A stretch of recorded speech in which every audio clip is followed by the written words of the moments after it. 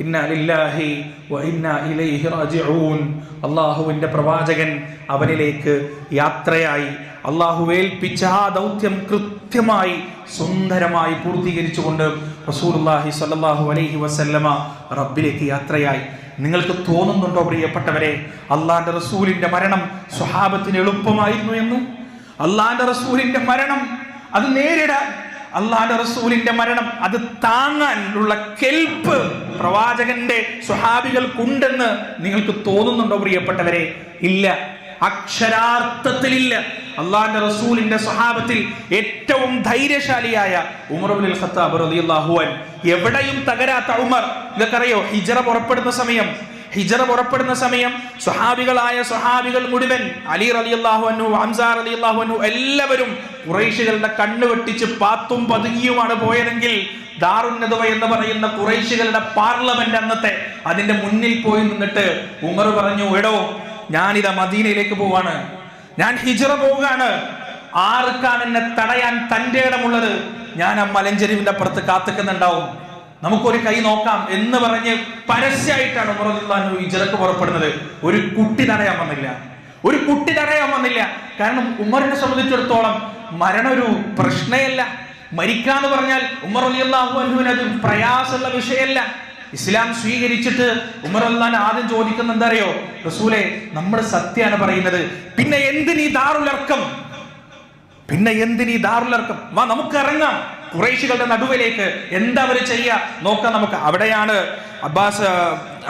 നബി സല്ലല്ലാഹു അലൈഹി വസല്ലമ ഹംസ റളിയല്ലാഹു അൻഹുവിന്റെ നിരയിൽ ഒരു വിഭാഗം ആളുകളും ഉമർ റളിയല്ലാഹു അൻഹുവിന്റെ നിരയിൽ ഒരു വിഭാഗം ആളുകളുമായി ലാ ഇലാഹ ഇല്ലല്ലാഹ് എന്ന തക്ബീറിന്റെ ധ്വനികൾ മുഴക്കി ആ സ്വഹാബത്ത് ആദ്യമായി മക്കയുടെ തെരുവീതിയിലൂടെ നെഞ്ചി വിരിച്ച് തല ഉയർത്തി നടന്നത് ഉമർ റളിയല്ലാഹു അൻഹു ഇസ്ലാം സ്വീകരണത്തിന് ശേഷമാണ്. അത്രക്ക് മനഃശക്തിയുള്ള, അത്രക്ക് ഹൃദയത്തിന് കട്ടിയുള്ള ഉമർ റളിയല്ലാഹു അൻഹു തകർന്നുപോയത്, തോറ്റുപോയത് റസൂലുള്ളാഹി സ്വല്ലല്ലാഹു അലൈഹി വസല്ലമയുടെ മരണത്തിന്റെ വാർത്ത കേട്ടപ്പോഴാണ്. അദ്ദേഹം പല ന്യായങ്ങൾ പറഞ്ഞ് മരണം സംഭവിച്ചിട്ടില്ല എന്ന് സ്ഥാപിക്കാൻ ശ്രമിക്കാണ്. ഉമർ റളിയല്ലാഹു അൻഹു പറയാണ്, റസൂൽ മരിച്ചിട്ടില്ല. മൂസാ നബി അലൈഹി സ്വലാത്തു വസ്സലാം സീനാ പർവ്വതത്തിലേക്ക് തൗറാത്ത് സ്വീകരിക്കാൻ പോയതുപോലെ അള്ളാഹുവിന്റെ അടുത്ത് നിന്ന് കൃത്യമായ നിയമങ്ങൾ സ്വീകരിക്കാൻ അള്ളാന്റെ റസൂൽ പോയിരിക്കാൻ ആ റൂഹ് തിരിച്ചു വരും, ആ ആത്മാവ് തിരിച്ചു വരും. ആരെങ്കിലും പ്രവാചകൻ മരിച്ചു എന്ന് പറഞ്ഞാൽ കൊന്നുകളയും ഞാൻ, അങ്ങനെ പറഞ്ഞു ഉമർ റളിയല്ലാഹു അൻഹു. കൊന്നുകളെന്ന് പറഞ്ഞെന്ന് മാത്രമല്ല, വാള് ഊരിപ്പിടിച്ച് നോക്കി നിന്നു. ഒരാൾ മിണ്ടിയില്ല. കാരണം മിണ്ടിയാൽ ഉമറിന്റെ നിയന്ത്രണം പോകുന്ന എല്ലാവർക്കും അറിയാം. അവിടെ പ്രിയപ്പെട്ടവരെ, അവിടെയാണ് പക്വതയുടെയും വിവേകത്തിന്റെയും തിരിച്ചറിവിന്റെയും പ്രതീകമായ അബൂബക്കർ സിദ്ദീഖ് റളിയല്ലാഹു അൻഹു വരുന്നത്. അബൂബക്കർ സിദ്ദീഖ് റളിയല്ലാഹു അൻഹു വന്ന് നേരെ പ്രവാചകന്റെ വീട്ടിലേക്ക് കയറി. ആ പ്രവാചകന്റെ മുഖത്ത് നിന്ന് വെള്ളത്തുണി മാറ്റിയിട്ട് പ്രവാചകന്റെ നെറ്റിയിലേക്ക് ചുംബിച്ചുകൊണ്ട് അബൂബക്കർ സിദ്ദീഖ് റളിയല്ലാഹു അൻഹു പറഞ്ഞു, നബിയെ, 2 മരണം അങ്ങേക്ക് എന്തായാലും അള്ളാഹു തരൂല. അങ്ങയുടെ ജീവൻ ഇതാ നിലച്ചിരിക്കുന്നു, അങ്ങയുടെ ശ്വാസം ഇതാ നിലച്ചിരിക്കുന്നു. 2 മരണം എന്തായാലും അങ്ങേക്ക് ഉണ്ടാവില്ല. എന്നിട്ട് അബൂബക്കർ സിദ്ദീഖ് റളിയല്ലാഹു അൻഹു ഇറങ്ങുമ്പോൾ കാണുന്നത് ഊരിപ്പിടിച്ച വാളുമായി നിൽക്കുന്ന ഉമർ. ഭയചകിതരായി അള്ളാന്റെ റസൂലിന്റെ വേർപാടിന്റെ വേദനയും ഉമറിന്റെ ഈ ആക്രോശവും കേട്ട് എന്ത് ചെയ്യണമെന്നറിയാതെ നിൽക്കുന്ന സ്വഹാബത്ത്. അവിടെ അബൂബക്കർ സിദ്ദീഖ് റളിയല്ലാഹു അൻഹു ഈ ആയത്ത് പാരായണം ചെയ്തു. ഞാൻ തുടക്കത്തിൽ ഓതി വെച്ച ഈ ആയത്ത് പ്രിയപ്പെട്ടവരെ, പരിശുദ്ധ ഖുർആനിലെ സൂറത്ത് ആലി ഇംറാനിന്റെ 144-ാമത്തെ ആയത്ത്. എന്താ ആയത്ത്? വമാ മുഹമ്മദുൻ ഇല്ലാ റസൂൽ ഖദ് ഖലത് മിൻ ഖബ്ലിഹി الرسل അഫഇൻ മാത ഔ ഖുതില ഖലബ്തും അലാ അഅഖാബികും ومن ينقلب على عقبيه فلن يضر الله شيئا وسيجزي الله الشاكرين. മുഹമ്മദ് അല്ലാഹുവിന്റെ പ്രവാചകൻ മാത്രമാണ്. മുഹമ്മദ് സല്ലല്ലാഹു അലൈഹി വസല്ലമ അല്ലാഹുവിന്റെ പ്രവാചകൻ മാത്രമാണ്. അദ്ദേഹത്തിന്റെ മുന്നിലും എണ്ണമറ്റ പ്രവാചകന്മാര് കഴിഞ്ഞു പോയിട്ടുണ്ട്. അദ്ദേഹം മരണപ്പെടുകയോ അല്ലെങ്കിൽ കൊല്ലപ്പെടുകയോ ചെയ്താൽ നിങ്ങളിൽ ആരാണോ മടമ്പുകാരിൽ പിന്തിരിഞ്ഞു പോകുന്നത് അറിയുക, അള്ളാഹുവിന് അവരൊരു ദോഷവും വരുത്തുകയില്ല, നഷ്ടം അവന് തന്നെയാണ്.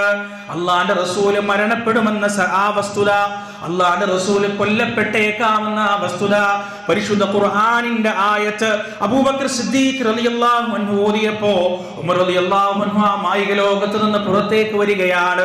പ്രവാചകൻ സല്ലല്ലാഹു അലൈഹി വസല്ലമ മരണപ്പെട്ടു എന്ന വസ്തുത ഉമർ റളിയല്ലാഹു അൻഹു അതാ തിരിച്ചറിയുകയാണ്.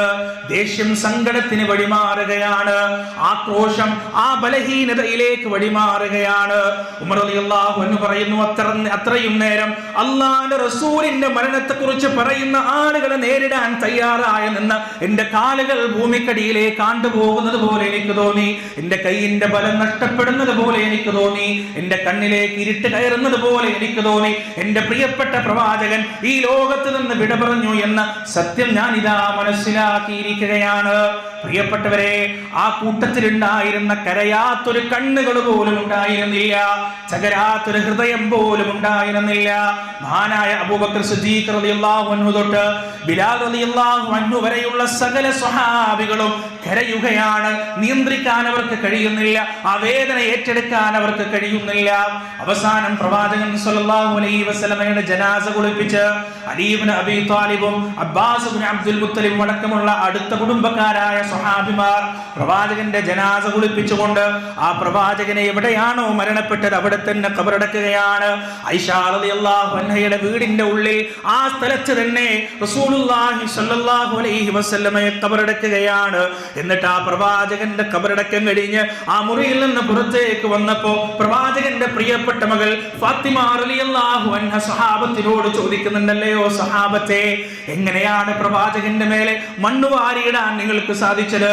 എങ്ങനെയാണ് എന്റെ നബിയെ നിങ്ങൾക്ക് ഖബറിലേക്ക് വെക്കാൻ സാധിച്ചത് എന്ന് ഫാത്തിമ റളിയല്ലാഹു അൻഹ അവരോട് ചോദിക്കുന്നുണ്ട്. പ്രിയപ്പെട്ടവരെ, അവിടുന്ന് അങ്ങോട്ട് ഒരുപാട് സ്വഹാബിമാരുടെ വേദനിപ്പിക്കുന്ന ചരിത്രം നമുക്ക് കാണാൻ കഴിയും. ബിലാൽ റളിയല്ലാഹു അൻഹു മദീന വിട്ടു പോവാൻ അബൂബക്കർ സിദ്ദീഖ് റളിയല്ലാഹു അൻഹു മുന്നിൽ നിന്ന് ബിലാൽ എങ്ങോട്ടാണ്?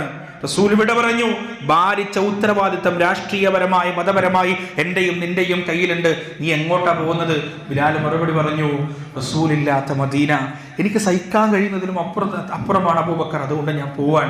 അള്ളാന്റെ റസൂല് ഇല്ലാത്തൊരു മിഹ്റാബും മിമ്പറും എനിക്ക് കാണാൻ കഴിയില്ല, എനിക്കത് താങ്ങാൻ കഴിയില്ല എന്ന് പറഞ്ഞ് പോകുകയായിരുന്ന ബിലാൽ റളിയല്ലാഹു അൻഹു അബൂബക്കർ സിദ്ദീഖ് റളിയല്ലാഹു അൻഹു തടഞ്ഞു. അപ്പൊ ബിലാൽ റളിയല്ലാഹു അൻഹു തിരിച്ചു ചോദിച്ചു, അബൂബക്കർ, നിങ്ങൾ എന്നെ ഉമയ്യത്തിന്റെ കയ്യിൽ നിന്ന് പണം കൊടുത്ത് മോചിപ്പിച്ചത് നിങ്ങളുടെ അടിമയായിട്ടാണെങ്കിൽ ഞാൻ ഇവിടെ നിൽക്കാം, അതല്ല അള്ളാഹുവിന്റെ പ്രതിഫലത്തിന് വേണ്ടിയാണ് നിങ്ങൾ എന്നെ മോചിപ്പിച്ചതെങ്കിൽ റസൂലില്ലാത്ത ഈ മദീനയിൽ നിൽക്കാൻ നിങ്ങൾ എന്നെ നിർബന്ധിക്കരുത്, എനിക്കത് കഴിയില്ല.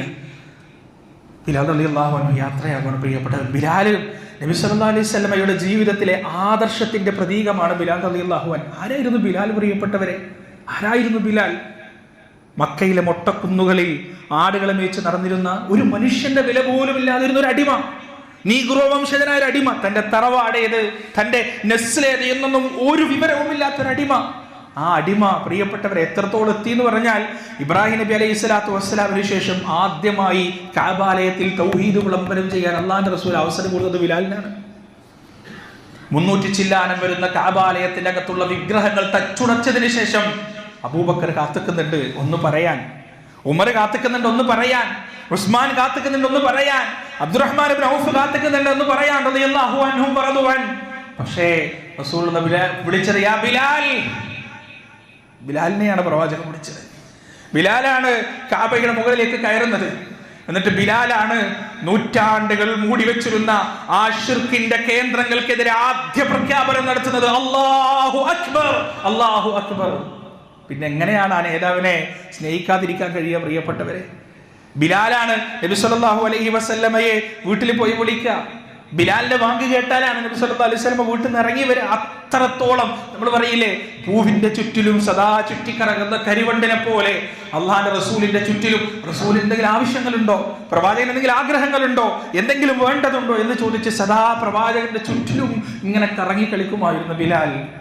പ്രവാചകന്റെ മരണത്തോടുകൂടി ആ കറുത്ത പ്രവാചകന്റെ അനുയായി ആ നാട്ടിൽ നിന്ന് പോയി കളഞ്ഞു. പിന്നീട് ബാങ്ക് കൊടുക്കാൻ കഴിഞ്ഞിട്ടില്ല എന്നാണ് നമ്മളൊക്കെ അറിയുന്ന ചരിത്രമാണ് അത്. ബിലാലിന് പിന്നീട് ബാങ്ക് കൊടുക്കാൻ കഴിഞ്ഞിട്ടില്ല. ബിലാലാണ് ഏറ്റവും വലിയ ബാങ്കുകാരൻ, ഏറ്റവും സ്വരമാധുര്യമുള്ള ബാങ്ക് ബിലാലിൻ്റെതാണ്. പിന്നീട് ബിലാൽ ഒന്നിന് ബാങ്ക് കൊടുക്കാൻ കഴിഞ്ഞിട്ടില്ല. ഉമറുള്ളാന്റെ ഭരണകാലത്താണ് സിറിയയിൽ വെച്ച് ഒരു വട്ടം ബാങ്ക് കൊടുക്കാൻ പറഞ്ഞത്. ബിലാൽ വിസമ്മതിച്ചു, നിർബന്ധത്തിന് വഴങ്ങി ബാങ്ക് കൊടുത്തു. അഷ്ഹദു അല്ലാ ഇലാഹ ഇല്ലല്ലാഹ് പറയുമ്പോൾ തന്നെ ബിലാലിന്റെ തൊണ്ടടയാൻ തുടങ്ങി. അഷ്ഹദു അന്ന മുഹമ്മദ് സ്വല്ലല്ലാഹു അലൈഹി വസല്ലം എന്ന വാക്കുച്ചരിക്കാൻ ബിലാൽ റളിയല്ലാഹു അൻഹു സാധിച്ചില്ല, ബോധം വിട്ടുപോകുന്നു. അല്ലാഹു അക്ബർ. അത്രത്തോളം റസൂലുള്ളാഹി സ്വല്ലല്ലാഹു അലൈഹി വസല്ലമയെ ആ സ്വഹാബത്ത് സ്നേഹിച്ചു. അത്രത്തോളം പ്രിയപ്പെട്ടവരെ, ആ സ്വഹാബത്ത് ആരും നബിദിനാഘോഷത്തില്ല കേട്ടോ, അതും കൂടി മനസ്സിലായിക്കോ. ഒറ്റ സ്വഹാബത്തും ഒരു ദഈഫായ ഉദ്ധരണി പോലും കാണിച്ചു തരാൻ കഴിയൂല. ഒന്നിക്കലും നമ്മൾ പറയണം നമ്മളെക്കാൾ അറിവുള്ളവർ സ്വഹാബത്താണ്, അല്ലെങ്കിൽ നമ്മൾ പറയണം ആ സ്വഹാബത്തിന് റസൂലുള്ളാഹി സ്വല്ലല്ലാഹു അലൈഹി വസല്ലം സ്നേഹമില്ല. രണ്ടും പറയാൻ കഴിയില്ല ഒരു മുസ്ലിമിന്. മആദല്ലാഹ്, ഒരൊറ്റ സ്വഹാബിയും നബിദിനാഘോഷിച്ചിട്ടില്ല. ഒരൊറ്റ സഹാബിയും റസൂലുള്ളാഹി സ്വല്ലല്ലാഹു അലൈഹി വസല്ലമയുടെ ജന്മദിനം ആ ഡേറ്റ് അന്വേഷിച്ച് പോയിട്ടില്ല. കാരണം പ്രവാചകൻ അത് പഠിപ്പിച്ചിട്ടില്ല. അല്ലാഹു സുബ്ഹാനഹു വ തആല ആ പ്രവാചകന്റെയും സ്വഹാബത്തിന്റെയും മാതൃക ജീവിതത്തിൽ പകർത്താൻ നമുക്ക് ഏവർക്കും തൗഫീഖ് നൽകുമാറാകട്ടെ. മനസ്തഗ്ഫിറുല്ലാഹ ലി വലക്കും വഅൻ ജമീഇൽ മുസ്ലിമീന അജ്മഈന വസ്തഗ്ഫിറൂഹു ഇന്നഹു ഹുവൽ ഗഫൂറുർ റഹീം.